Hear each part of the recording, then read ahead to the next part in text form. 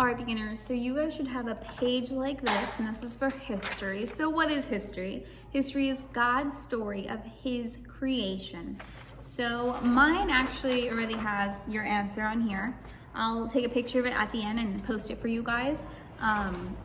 But what I'm gonna do is go ahead and read Exodus 14, because we're gonna finish learning about what? The providence in escaping Egypt. Because have the Israelites escaped Egypt yet? No, they're still under the evil grasp of who? Of the Pharaoh.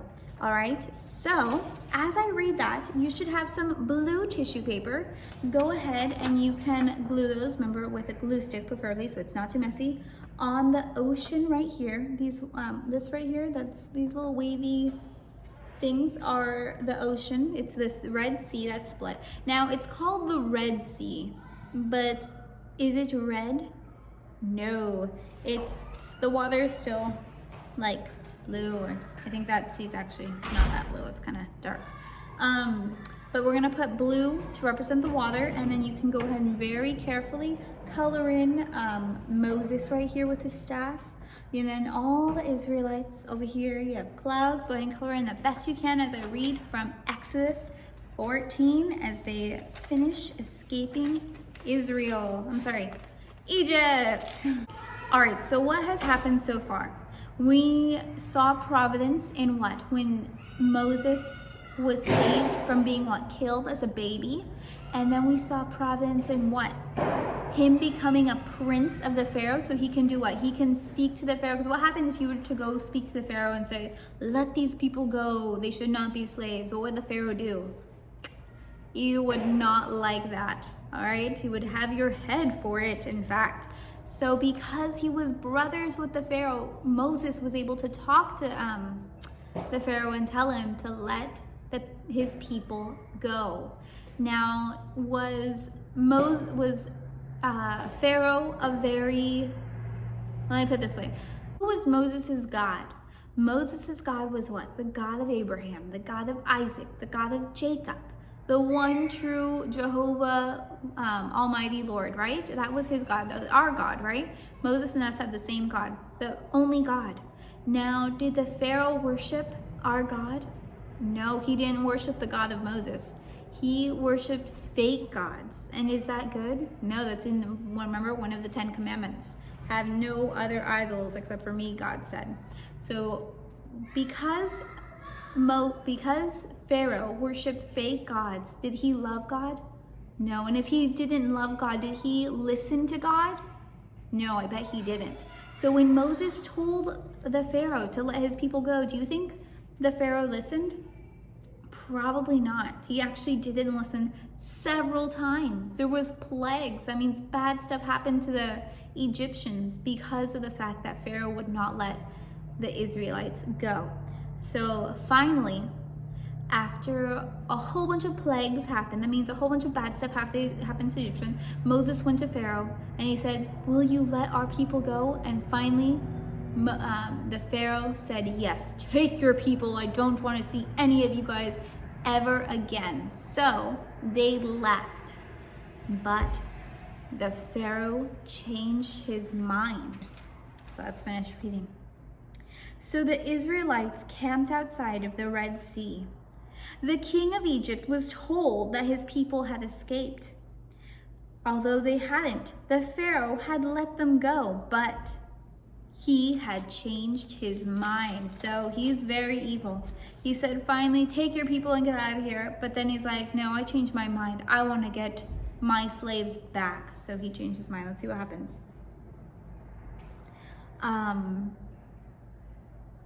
I've let the people of Israel go. We have lost all of our slaves, the work that they used to do for us. So he got all of his chariots, over 600 of his best chariots, in fact, and he took them to get the Israelites back. So do you know what a chariot is? A chariot is like this. See this tissue box here? Pretend this is the Pharaoh. He's inside a little box. And there's strings right here going to the little box. And on the side is a horse, and there's wheels on the bottom right here. So the horse is making this move, the little box move. All right, so the Pharaoh got a whole bunch of people, his soldiers, and he said, what? We're gonna get our slaves back. He was not happy. All right. As the Pharaoh approached the Israelites, the Israelites looked back at them, seeing the Egyptians march after them. The Israelites were terrified. They cried out to the Lord. They said to Moses, "Why have you brought us to the desert to die? Weren't there any graves in Egypt?" So what happened? The Pharaoh is what? He has a big, huge army. And they're what? Chasing the Israelites. And the Israelites were staying where? By the Red Sea. And what's happening? The Israelites are terrified. They're like, he's going to kill us for leaving. We should have never left. We should have stayed where we were at in Egypt. So they were what? They were crying out to God. They were complaining to Moses. They were scared for their what? Their lives. They didn't want to die. So it says, so Moses told them, "The Lord will fight for you. Just be still." Then the Lord spoke to Moses, and he said, "Why are you crying out to me? Tell the people of Israel to move on."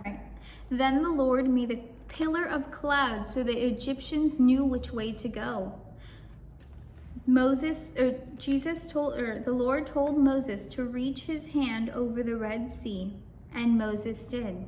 He reached his hand over the Red Sea, and the sea parted with a strong east wind.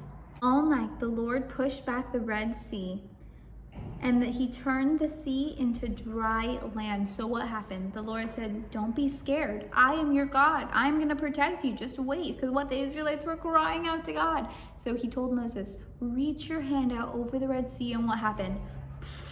The water parted ways. So that means there's a walking way where the water is. Can you imagine that? Can you imagine walking and there's a big pillar of water on both sides of you? That sounds crazy, right? But that actually happened. There was water was it just a little bit of water? No, it was a lot. It was like a big, imagine a big building. Imagine you're walking by a big building. Look up to the very top of that building. Imagine that all being water. That is amazing. And we serve an amazing God, don't we? All right, so there